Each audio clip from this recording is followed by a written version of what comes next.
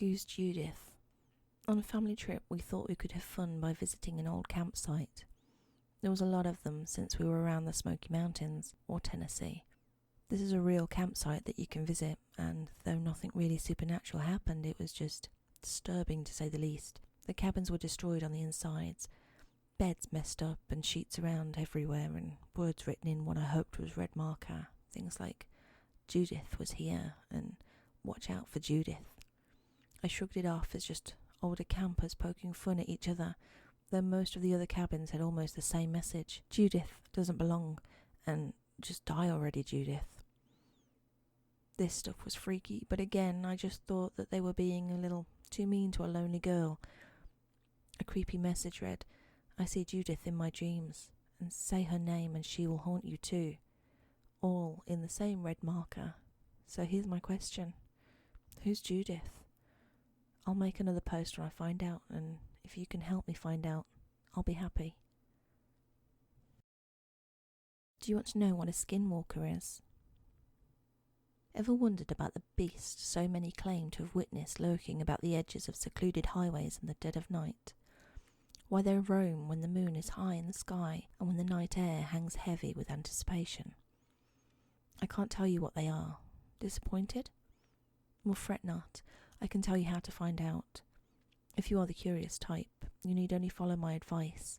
Firstly, you will have to find someone you know and trust, perhaps a lover or even a sibling. However, any friend will do. When you ask the person and they agree, you must give them a small but very sharp blade of any kind. One sharp enough to draw blood with little effort. Then convince them to accompany you on a little trip to your closet reservation or burial site. Finding a genuine piece of land is important. I'm sure the internet will provide you with the knowledge you require. If you have the means to travel far, the more renowned for paranormal or bestial sightings, the higher your success rate will be in your quest for truth. Take your loved one to the location you chose at night, any time after 11 p.m. on the night of a full moon. Make sure they bring the sharp object you gave them when you asked if they would accompany you. These small details are vital. Once you have arrived at your destination, find a place to sit facing one another with a diamond-shaped form by your legs, feet touching. Finally, to obtain the answers you desire so dearly, you must prove that you are indeed committed. Ask your friend for the sharp gift you started this whole ritual with. Kneel in front of them and cut a triangle into your left palm and cross on the right palm. Say out loud these words. Wahana, Wiki, Teiwei, Umaka, Lawe. Now before they know how to react, cut your loved one to pieces. Slice anything you can reach with your weapon of choice, carve through tendons and rip their flesh into tender bloody ribbons. Once this final barbaric stage to the ritual is complete, you will know the secrets. You will acquire the knowledge you sought through your future endeavours, starting with the first meal of your new life, donated so lovingly by your dearly departed. Bon appetit, brother. Awoken. Lee awoke with a start. Perspiration speckled his brow. It was pitch black inside his dingy bedroom. He had woken like this for the past few weeks. How many exactly, Lee was unsure. The lines were starting to blur in his exhausted, sleep-deprived state. Just like the very first night he awoke in this manner, his breathing was laboured, and his heart beat against his rib cage loudly. Over the sounds of his breathing, Lee could clearly hear the scratching.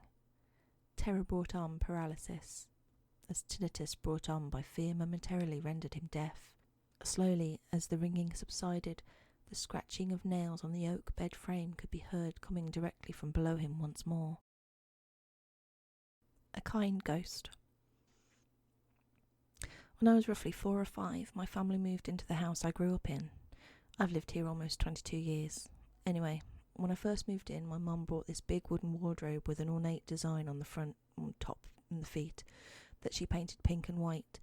I'm not 100% on where the wardrobe came from, but it was definitely second hand because my mum told me it was, and why would she lie about that kind of trivial thing?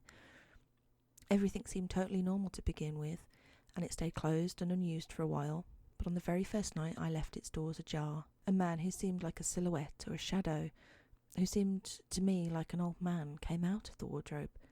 I can't remember why I didn't scream. I was a very quiet child, and never asked for anything. He didn't say anything, and I fell asleep soon after, ducking under the covers. It became apparent to me over time that he only appeared if the wardrobe was open, and he meant me no harm. He even talked to me and read to me a couple of times when I wasn't tired, and comforted me when I had bad days. Since I was so young, a lot of my memory is fuzzy that far back, but I know we spoke on many occasions, and I know his name was either Albert or Robert. I stopped seeing him eventually. I'm not sure exactly, but I think I told him to go away one night after having a tantrum. Either that or I got too old to see him. Either way, I stopped seeing him after a year or two. It doesn't really scare me. He never did seem malicious. I just hope he found peace and is happy wherever he is now. If I could say anything to him, it'd be thank you for being my first true friend. So, long story short, I had a secret wardrobe ghost friend when I was little.